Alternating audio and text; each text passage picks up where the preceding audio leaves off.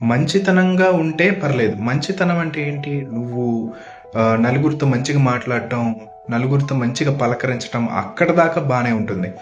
కానీ అతి మంచితనం అంటే నువ్వు నలుగురితో మంచి అనిపించుకోవాలని, లేదంటే ఇదేంటి 32 పళ్ళు రాలగొట్టుకునే అంత అతి మంచితనం అయితే పనికిరాదు.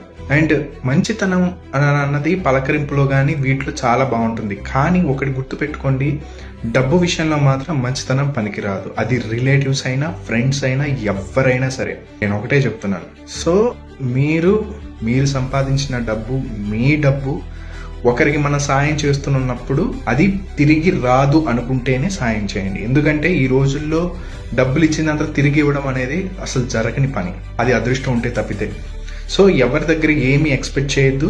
మీరు దానం ఇస్తున్నారు అనుకుంటేనే చేయండి, లేదంటే చెయ్యొద్దు. ఎందుకంటే ఇక్కడ అతి మంచితనం అనేది పనికిరాదు. ఒకటి డబ్బు విషయంలో అయితే అస్సలు పనికిరాదు. సో మంచితనంగా పలకరించండి, మంచితనంగా ఉండండి, అదే మంచిది. సో నాకు ఇది చెప్పాలనిపించింది. సో మీరందరూ గుర్తుపెట్టుకోండి, ఇది ఒకటి లైఫ్లో ఇదొక లెసన్ గుర్తుపెట్టుకోండి. ఓకే.